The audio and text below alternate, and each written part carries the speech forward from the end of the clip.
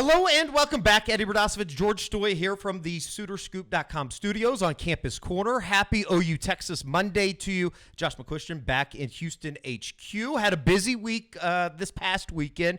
We'll catch up with Kaleb Burns, an Oklahoma offer that I think it actually happened while we were recording this last Monday. And then obviously you went up to Chicago to see 2027 quarterback Trae Taylor. We'll start there.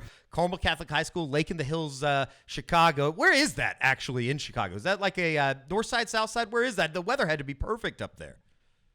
Yeah, I was told it is way up by the Wisconsin border. Now, this was a road game. They were playing Montini over in Lombard, kind of the western side of the city. Sure. So, and I got reminded. I said Chicago several times. People were like, that's not Chicago.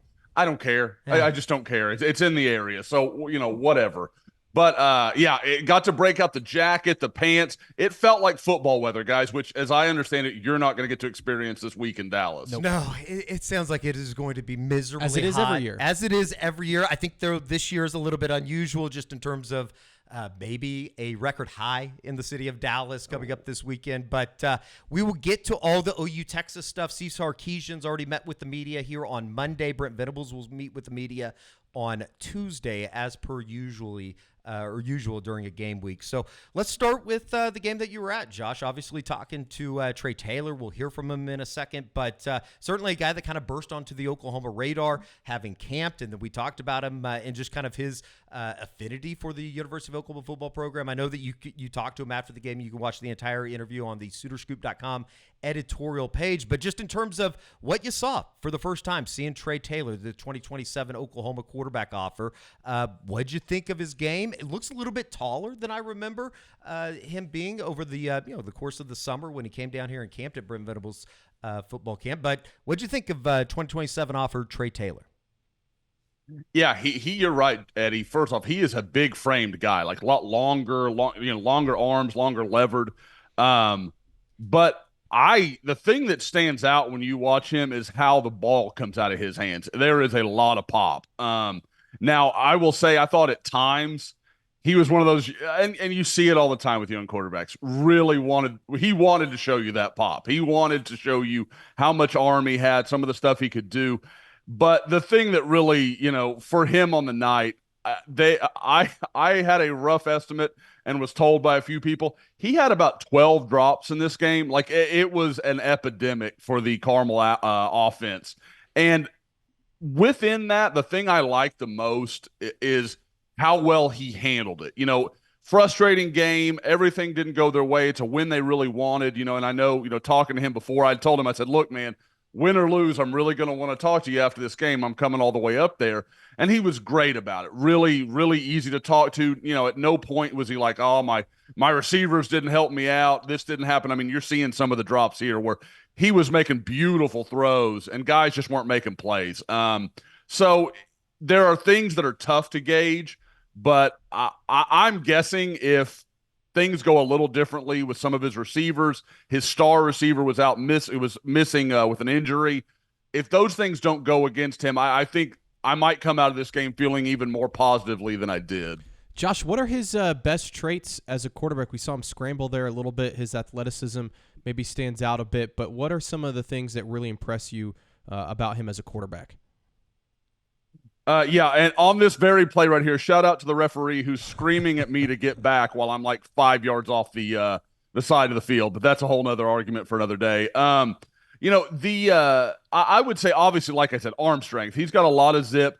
The thing I like about him is he has some mobility. He is not, he's not Kyler Murray. I wouldn't even say he's Baker Mayfield. He can move around in there, but his movement is strictly to buy time for his receivers. He's not a guy looking to go run and break off 30-yard runs. That's not what his game is.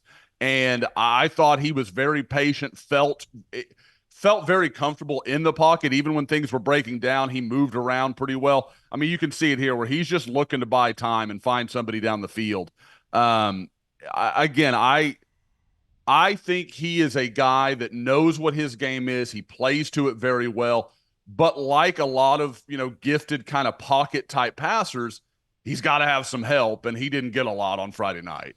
Josh, you talked to him a little bit about it after the game. Obviously, a young quarterback, just in the framework of being a high school sophomore, but certainly somebody that is certainly aware of his standing within, kind of where he ranks just in terms of the 2027 quarterback signal callers. He's a guy that it feels like is already well aware that he's going to be one of the major players. Obviously, picked up an offer from LSU over the past course of last week even. Is this one of those guys that's going to only continue to get more notoriety as he gets more varsity snaps underneath his belt? I don't think there's any question. Again, this is a guy I came away from. Sometimes you'll go see a guy and you're like, that's not quite what I thought. The stat line and the video may not show it, but if you know what you're looking at and are trying to really gauge him, you see a really talented quarterback here. You can see why Oklahoma's involved. You can see why LSU, in spite of having a lot of big-time guys in their own state, including Peyton Houston, who we've talked a lot about, has made an offer in Illinois for this guy. So, I mean, Trae Taylor has a lot of ability. There's a lot there I like. I thought it was interesting. He was actually talking with me and a couple other reporters that were there after the game and kind of mentioned, like, he's planning to have this done. He wants to be committed probably by the end of this calendar year. So things are going to move fairly quickly for him going forward. I know he was at Nebraska last weekend. So I do. I think you're going to watch his name continue to grow. You always want to be a little bit careful about, like, I think he's going to be ranked here, and if he's not, people get disappointed.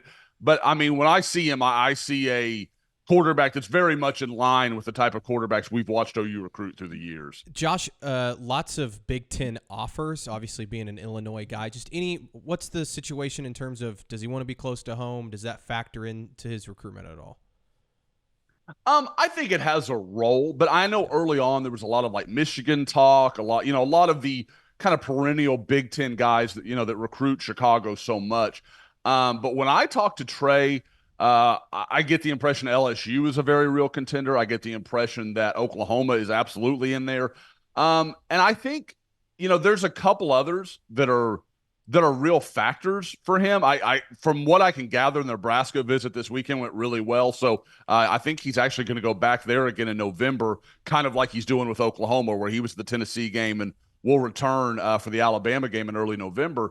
So I think he has an idea of what he's looking for, but he's definitely a kid that I think is willing to get out from his home area. I don't think he has to be a Big Ten guy or anything along those lines. So I really think this just comes down to where he feels the most comfortable, what offense he seems to like. And again, in spite of, some of the struggles we know Oklahoma has had and we've discussed, he seems very engaged with what Oklahoma's doing offensively. Here is a little bit of Josh's conversation with Trae Taylor following the game on Friday night about his recent visit to Norman. And I think it made a lot of waves when he left Norman and had such positive reviews. But here is Trae Taylor talking about his relationship with Oklahoma as well as his visit to Norman for the Tennessee game. So really, it was just that the coaching staff, and when I got to sat down with Coach Lowry, and we really got to talk about how they play football at OU, what they train their quarterbacks on as far as opening up when they're throwing, and making sure, like, overall, they showed that their offense works in the SEC. Like, they showed that when they played Auburn and then when they played Tennessee too. It's just having the right personnel in. So really, it was that was what attracted me, and then, like, just the atmosphere overall. Like, there's nothing that has really beat or is tied with, like, there are a lot of schools that are tied with OU football as far as atmosphere, and one of them is Michigan, right? And that's the Big House. It don't get much better than that, right? So OU atmosphere and the fans are amazing. So I've been able to connect with some fans, and just overall, they've been great people to me, and they're for sure going to get a shot at me, and I'm looking at them 100%. Certainly one of those guys, Josh, when you're talking about 2027, it seems like for now and currently, maybe this changes if there are changes to come for the Oklahoma offensive coaching staff. Certainly seems like 2027 for Oklahoma at the quarterback position, Trae Taylor or Peyton Houston, 1 and 2. And you've seen both of them so far this past season. Yeah, I don't think – if you see Oklahoma make another offer, it may be like, okay, they're not loving where they are with these two, because I think Oklahoma is going to be very happy if they could land either one of these guys moving forward. I know the thing that sticks out to me about Trae and just kind of my dealing with him, you hear like DeMarco and some of those guys talk about like a pro. Like, this guy's a pro. that's how Trae acts. Like, he has a mentality that is very like, okay, this is what went wrong tonight. Like, after the game, he's immediately like, I got to get back in there. I got to watch some tape. I got to see where I went wrong, what I can do better, how we can make the team better. It wasn't, like mad and sulking and, this guy didn't do this for me or this guy didn't block. It was none of that. Like, I was very impressed with his maturity and, being able to talk about the game that quickly after it is something. Again, I don't deal with a lot of high school kids because I've done it too many times early in my career and realized talking to a guy after a loss usually does not go very well. But I thought he handled that really well and has kind of a demeanor that's a little older than he actually is. Certainly, the maturity-wise handles that kind of stuff. You can just tell, even just watching it and the stuff that you sit back from Friday night. Certainly, very mature, head on his shoulders. Probably the kind of guy that you would want starting at quarterback as a sophomore. So going to be interesting to watch how that all unfolds. Let's jump back into 2025. And before you got on a plane to go up to Illinois, you caught up with Kaleb Burns, who we talked about last week here on the Recruiting Report, picked up an Oklahoma offer, still currently committed to Baylor, but you've already put it in an RPM for Oklahoma. Certainly seems like somebody that, would love to see Oklahoma fans. He has to love what they're doing with the linebacker position at Oklahoma. And you talked to him about it. You can catch the entire interview on SoonerScoop.com's editorial page. But just in terms of going to see him at practice before he went into a game on Saturday, what'd you make of Oklahoma and kind of where things stand with Kaleb Burns? Yeah, and I should say I'm actually hoping to see Kaleb in a game later this week. So maybe we'll have some even more kind of video stuff that you can go over. But with Kaleb, it's hard not to see some comparisons to Kip Lewis. He's about 6 foot. He's about 205, 210, super active, really good, has that athleticism to drop off in the flats if you need him to. He's very skilled as a pass rusher, very aggressive when he sees the run in front of him. So there's some stuff there. And again, like I said last week, I hate making that comparison because you guys know, and everybody that's ever listened, knows how early I loved Kip Lewis. Like I thought he was going to be special from the start. And you don't know. I mean, Kaleb, I'm just getting to know him. I'm getting familiar with him, but I liked what I saw. I think he's a very, I guess he's not cluttered with the way he thinks about things. Like there's not a lot that he is thinking about or worrying about. He's kind of like, I'm going to worry about this game, and then we'll see what happens with Oklahoma. We'll see what happens with Oregon.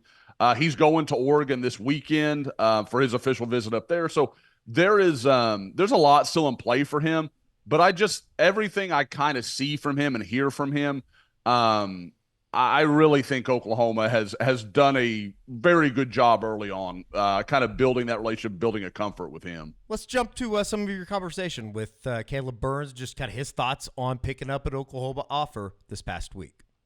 It meant a lot, talking to Coach Venables, Coach Alley. It meant a lot to them, just seeing how they wanted me, that just meant a lot to me. Okay. Now, obviously not the only big offer you've gotten. It's been a big month, man. Have schools kind of told you, like, they've seen growth from you? What is the thing that seems like everybody's kind of coming in on you now? Oh, them just seeing me make plays on the field, they love to see it. They see me making growth from my junior year and just seeing how much of a better player I done got.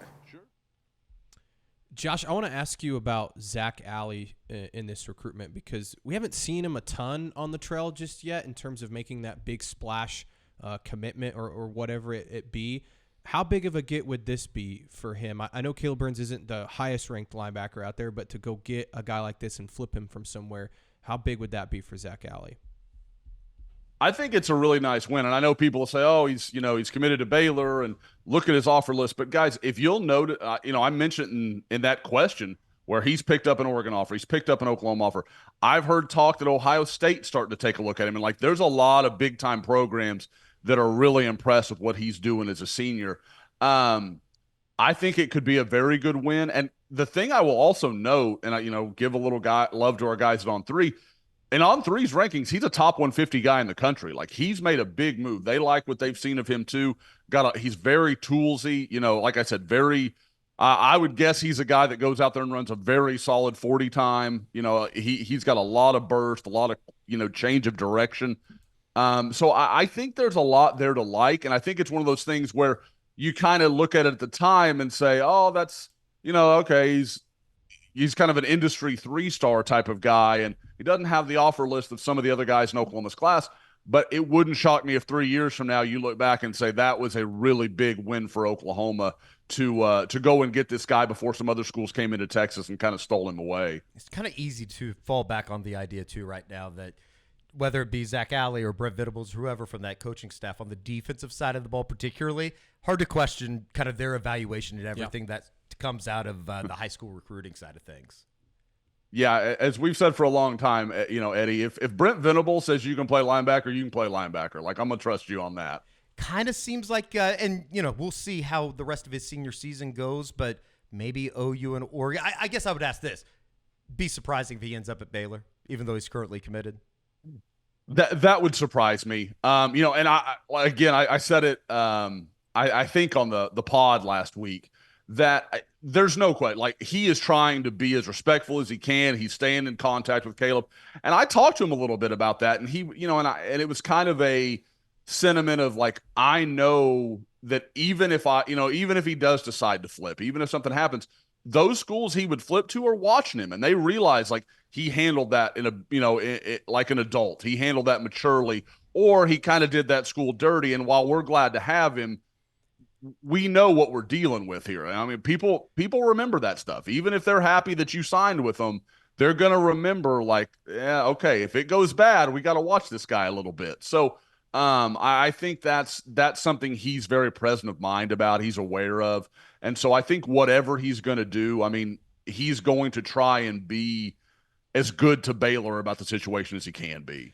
Not to mention Baylor is a complete train wreck right now, and I don't know if that staff will be there next year at Baylor. We'll see. That thing took a turn up at Ames over the weekend rather quickly. Yes. It seemed like. It seemed like it was 14-13, and all of a sudden it was a 20-point game. Yeah. Up at Jack Trice. Not good. Good start for the Iowa State program. Yep. We'll talk a little bit about the Big 12 and everything that was in general of a maddening college football weekend. Great weekend. During the Game Day Rewind on Monday. It is now time to tell you about William and Lauren, who is one of our favorites around here as the official custom clothier of OU football. William and Lauren outfits your favorite OU players in custom suits that boost their confidence off the field to match their confidence on the field. Their perfectly tailored clothing ensures every suitor stands out in comfort and style at prices that make luxury accessible. All you got to do is visit William and Lauren in Oklahoma City or online at williamandlauren.com. That is williamandlauren.com. Dress like a champion and make your style as legendary as OU football.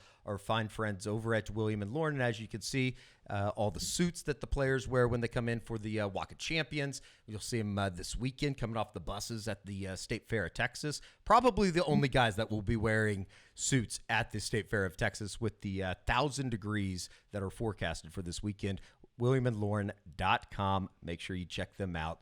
Shout out, good people. We need to get you a suit jacket here as we get into the middle portions of October, Georgie. I know. I have another wedding coming up in December, so those I need to get a probably new suit. get divorced. You don't get married in December. But we wish them the best, don't we? We wish them the very best. Oh, yeah, of course. They're great people. And if I know them, Kate and Drew. Congratulations to them. Scoopers, Congratulations too. to Kate and Drew. Well, they'll probably watch this. We hope you guys have a long, prosperous marriage. How about that? I didn't mean what I said. Did we dig ourselves a deeper hole? Did we dig ourselves a deeper hole? Who's next on the list, Eddie? Well, I mean, there's multiple guys to pick from, and you can check out the future Sooners on Soonerscoop.com. Obviously, it was a big week for a number of Oklahoma commits. Elijah Thomas, we won't just completely do an entire Elijah Thomas segment, but we could. He goes for 10 receptions, 196 yards, a couple touchdowns, as well as 2 interceptions over the weekend. But let's go Tory Blaylock. Atascocita stays unbeaten. Sounds like it was an incredible game this weekend against Summer Creek. They race out to a 35-7 lead, only to have to hold on with Tory Blaylock scoring the game-winning touchdown with about 12 seconds left, 187 yards, 3 touchdowns versus Summer Creek in a game that, Josh, it seems and it sounds like lived up to the billing this week in the state of Texas. It did, but it was one of those games where, like you said, at halftime, Eddie, I think it was 31-7, 28-7, 35-7. Like, it was a blowout at halftime. And then they had Summer Creek come back and score 32 straight points in the second half to take a 39-35 lead before Tory Blaylock scores a late touchdown to win the game for him. So, I mean, just unbelievable back and forth of halves. And again, pretty impressive by Atascocita to get hit in the mouth for 32 straight points. And then on the last drive of the game, kind of find a way to make something happen and score. The only points they scored the entire second half is on the game-winning drive. But yeah, with Blaylock here, guys, this is what we've talked about. Like, he is, and I mean this probably in the best way I can mean it. There's times where he's very feast or famine. Like, he had 187 yards. I think 142 of it came on 2 runs. So, like, you cannot let this guy get outside. And if he does, it's a home run. Like, it is game over. This is the kind of stuff we're talking about OU needing this year, where if they can take a 10-yard run and turn into 70, he can do it anytime. Like, he has that ability. And I believe this isn't the game winner. But yeah, I mean, like, again, and Tory is a guy that, because of that speed, he affects a lot of other things. The Carde Mack, the kid that's 14 here, the little quarterback, because there's so much focus on Tory, it opens up all sorts of stuff for Carde Mack to do, and vice versa as well, of course. But again, Tory is just a speed back that when he makes a cut and can get downhill and the blocking is in front of him, he is just lethal for a defense. I was just about to say, Josh, is that probably his best trait? I mean, you see that breakaway speed on some of these long touchdown runs. I'm sure that's what Oklahoma likes about this kid. Absolutely. And, guys, I hadn't had a chance to watch some of the clips that we've even got up here, but I love watching him lead for Carde Mack here on some of this stuff. Yeah, I mean, like, he's very physical. And that's the thing. Like, I don't want people to misunderstand when I say that I believe that was the game winner right there where he goes in from like 2 out. But that is – people, I think, would misunderstand and say, like, oh, I'm saying he's got to run outside because he won't. No, he is a physical guy and has the frame to be that kind of back. But he's just so overwhelming with his speed that you'd be crazy not to try to get him out in space. Like, that's the game. That's where he is going to do the most damage, be the biggest problem. So even if it's not, like, oh, they're running toss to him or whatever, throw it to him on a swing pass. Throw him some wheel routes. Like, just get him out in space. But yeah, look at it. I mean, look at him setting blocks here for Carde Mack, just knocking guys off their feet. And this is, guys, that's Summer Creek. We talked about this last week. That's a team that goes to, there's been, I think, was in the state semis last year, if I'm not mistaken, state quarters, something like that. So that's a really good program. That was kind of the game of the week in Houston last week. And, Tory Blaylock drops almost 200 on him. Sounds like he wasn't the only Oklahoma running back commit that had a really good weekend. 2026 San Antonio Sabalo Steel running back commit Jonathan Hatton goes for 25 carries, 221 yards, 3 touchdowns over the weekend, and what sounded like an absolutely wild game against East Central. Sabalo Steel ends up winning 64-59. What have you seen from Jonathan Hatton just here in the outset of his junior season, Josh? I mean, you talk about a guy, we talk about Tory being physical and having a good frame. Jonathan Hatton's a tank, guys. I mean, he is I saw him in the spring the last time I got to watch him, and I bet he was 6 foot, 205 then. I mean, and he's one of those guys that he's big, but he still manages to get low, run behind his pads. I mean, he's a little upright, but when he runs through traffic, he'll do what he should. He gets behind his pads, let them do the work for him. And when he gets those legs moving, he's so big and powerful in his lower body, he's brutal to take down. So, I think he is, I think he's in that Taylor Tatum category as far as an elite back that, Oklahoma hasn't signed many of, and frankly, not many people have. I mean, I think he is a potential top 50 guy in the country when it's all said and done in 2026. But I like Hatton a lot. I'm hoping he's one of those guys I talk about every year. Steele is who Steele is. So I can wait a couple weeks, and I'm like, I'll catch him in the playoffs. Like, I know when I can see him. But, yeah, Eddie, you mentioned 64-59 final in this game against East Central. Another team, kind of like Summer Creek, came into this game undefeated, made Steele fight. And I will say there was a report out, and it was correct, that he had hurt his ankle late in this game. Talked to Jonathan a little bit about it on Sunday. He acts like everything's fine. I would expect him to play next week. So I don't think there's anything for people to be concerned about, but did just kind of want to clear that up because I'd had a few people ask me about it. Josh, you like what DeMarco Murray's doing with running back recruiting right now? Obviously, you love what you've seen from Blaylock and Hatton, but do you like what DeMarco's been doing so far? It'd be hard to have a fault with it. I mean, because then again, you throw in where they are with like Caden Jones and some of the other backs. You know, there are. If you could put a class together with Caden Jones and Jonathan Hatton, guys, that's the best class OU's had since probably Samaje Perine and Joe Mixon back in 2014. So that would be a huge win. And again, you kind of got to like where OU is with Caden. We know all the connections they have there. But yeah, I think he's done an outstanding job. Tory Blaylock is one of those guys that I am warming to. Like, it wasn't that I didn't like him. I just thought, like, okay, what can he do? But the more I watch him, the more I kind of see him growing into things. He had like 600 yards as a junior, and I just kind of was like, well, let me see what it looks like when he's an every down back.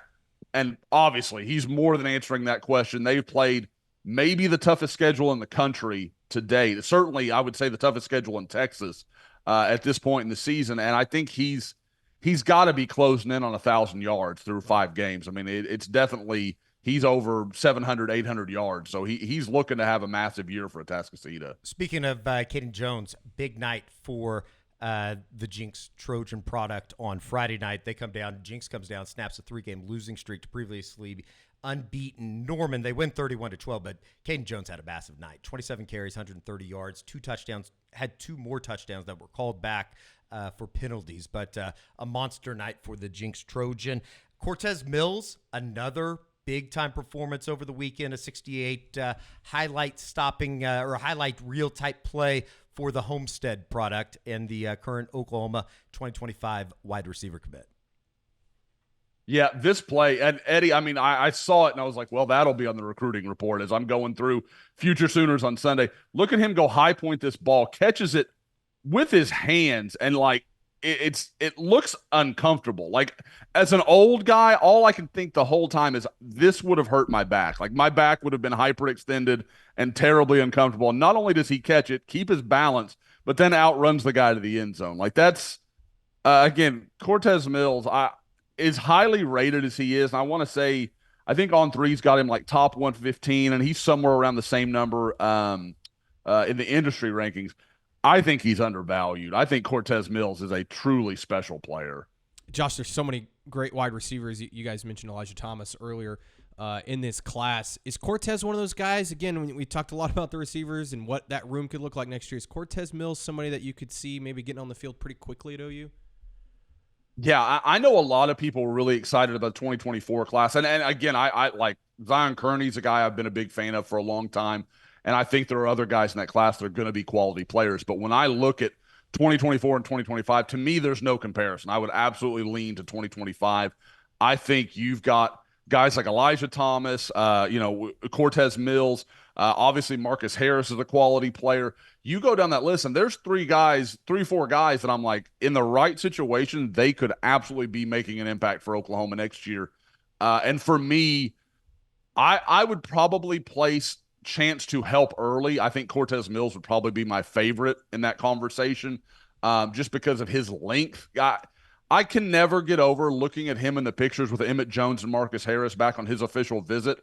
You couldn't even see his hands, guys. Like, his arms are so long, his hands didn't fit in the crop picture they took. And you're just like, that's crazy. And you can see it in that play the highlight we were just showing.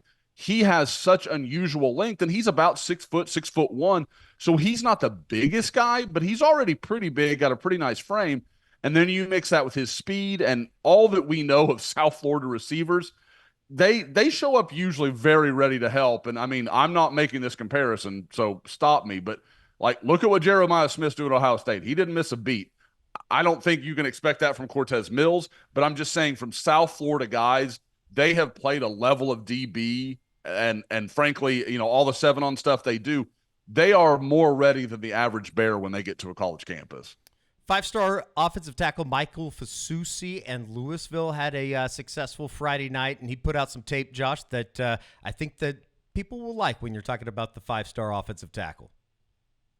You know, it upsets me when we have to put an offensive lineman in here, guys. Get to watch a little Michael Fasusi beating up on people. But, this is, guys, just like watch him, look at his feet. That's the thing. You see so many young offensive linemen, like they'll hook up on a guy and that's, pause. But they'll lock up with a guy and their feet kind of stop. Michael is not that guy. His feet just keep driving, keep moving. He's going to, and the athletic ability here, even if that edge cheats in a little bit, to get out, get wide of him, and then just drive him into, I don't know, where the right guard was at snap. Like that's not normal stuff. Like this is why he's a 5-star. This is why he was such a priority for Oklahoma. This is why they work so hard in so many different arenas to make him part of this 2025 class. Michael Fasusi is a special talent. And again, Carrie's rewinding here for just watch him move laterally. Like he's like his steps, his knees are bent. I mean, he's so raw. And I understand all of that, but he's one of those guys where like you go learn from a technician, a guy who teaches at the level that we know Bill Bedenbaugh does. And you're like, the sky's the limit for this guy. He can be anything he wants to be. Josh, I'm going to take this opportunity and ask you about another guy on the offensive line, Andrew Babalola. I know that we're talking about Fasusi, but just to mention another 5-star guy, this thing continues to drag on. You also look at Michigan having some struggles this year. I don't know how much that actually plays a factor into his decision, but any update on him? Yeah, for those that missed it, our guy Chad Simmons caught up with him a little bit last week, talked with him. Based on that and some of the other conversation I've had, guys, I still think Oklahoma is a legitimate contender here. I know a lot of people think it's, Michigan or Stanford or Michigan and Auburn. And don't get me wrong, none of those choices would totally surprise me. I still don't think it'll be Stanford. I just don't believe that. I think it's probably Michigan, Auburn, and Oklahoma if I had to handicap it. What I will note, and I thought was really interesting, and some of our people in the corner picked it up too.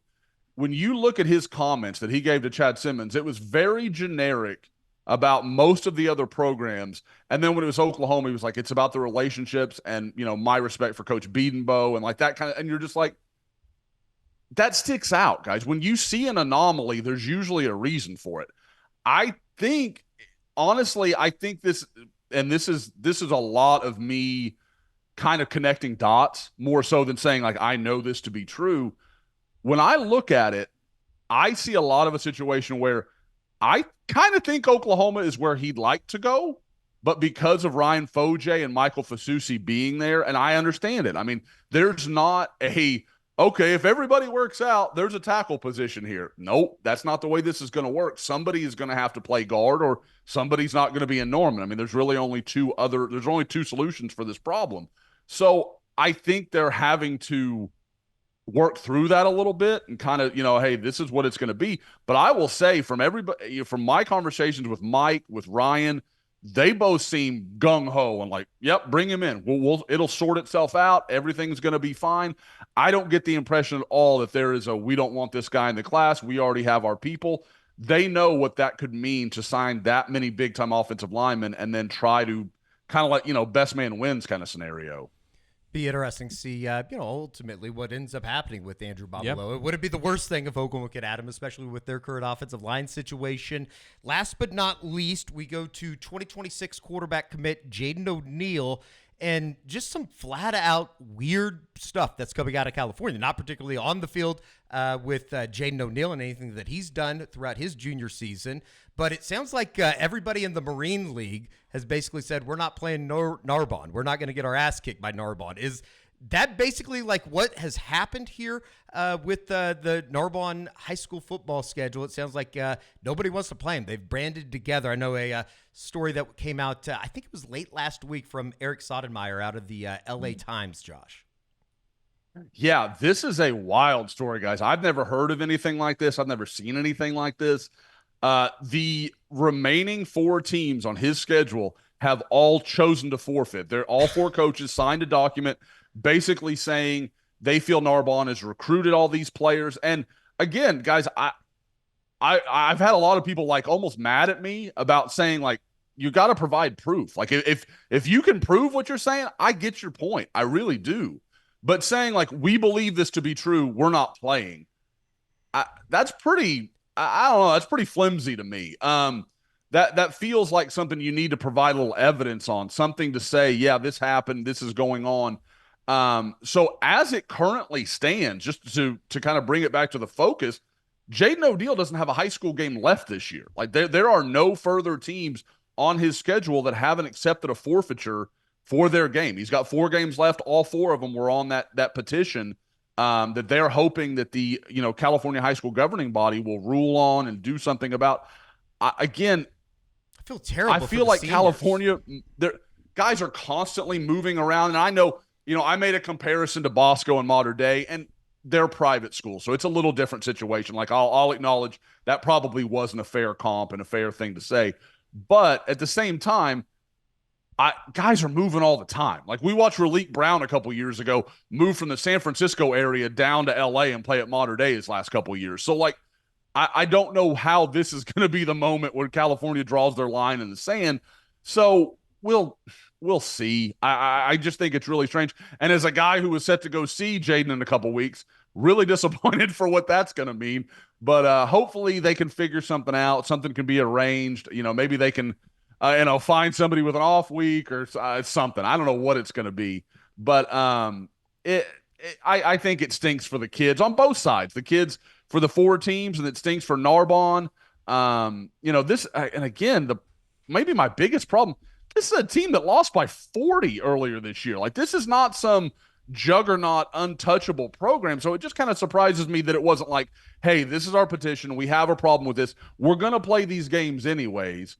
But to make it like, oh, this is unsafe. Like, this isn't, this isn't, what is it? The Adam Sandler, The Longest Yard. It's not a bunch of criminals going to go out there and play them. Like, it's just a bunch of high school guys. Like, I felt like some of it was a little dramatic. Yeah, that's insane. I've literally never seen a league gang up against one school and just basically like, we're done, we're not playing. I feel terrible for the Narbonne seniors that are supposed to have probably 4 games at least left in their regular season. Even Jaden O'Neal, think about Sure. his development as a young player. Like he wants to play and get better. I mean, I don't know, Josh, have you talked to Jaden about all of this at all? I would love to know what his thoughts are. I am hoping to sit down with him this week and kind of chat about it a little bit. We talked briefly kind of through messaging, and you could tell he was just kind of like, this came out of nowhere. Like, I don't think anybody saw this coming. Because, guys, this didn't get announced until, like, Friday at, like, 1:30 local in Los Angeles. They were planning to play a game in 6 hours on Friday. And this comes out, and they're like, oh, I guess we're not playing. I mean, they probably were out of school already, starting to get ready for – all the, post-school pregame kind of meetings and getting everything in order. And then they're like, oh, no, that's not going to happen anymore. So I think this just kind of blindsided everybody. I will say, just for the full context, Narbonne, as I understand it, got in some trouble a couple of years ago for very similar things, had really fallen on hard times over the last couple of years. And then Jaden, who had always, I know Jaden's one of these guys that transferred. He's one of the question marks. Jaden, as I understand it, and talking to him and his dad through the last 5 or 6 months, had always been intended to go to Narbonne, but when all that trouble started, he actually left and then went to a different school. But now that he's back where he's supposed to be, everybody's like, no, that doesn't work. So I don't know if that qualifies for all of these guys, but I can't imagine he's the only one that fits that story. It's incredible.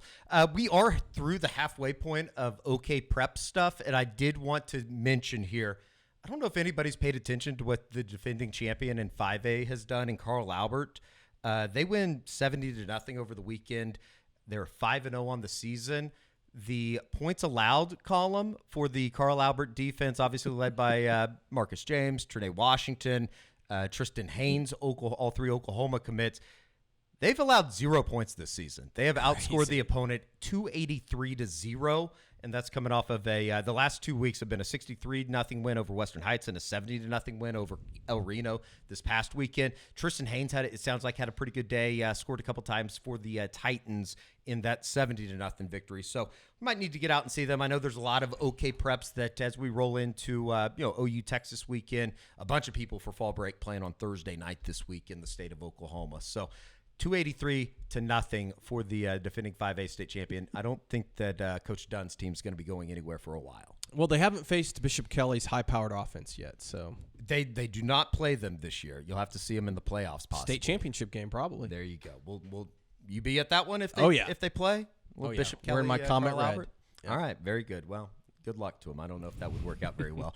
All right, Well, hey, well, George, on the record, will you pick Bishop Kelly now so we can get you a shirt when you go to the game? Oh yeah, I'm picking him right now to win this 5A state championship. I will say, looking at 682, Josh, 682, number 5 team in the state, the Putnam City North Panthers, 4-1. Wow. Which is quite the turnaround from what has become Panther football over the last couple of years.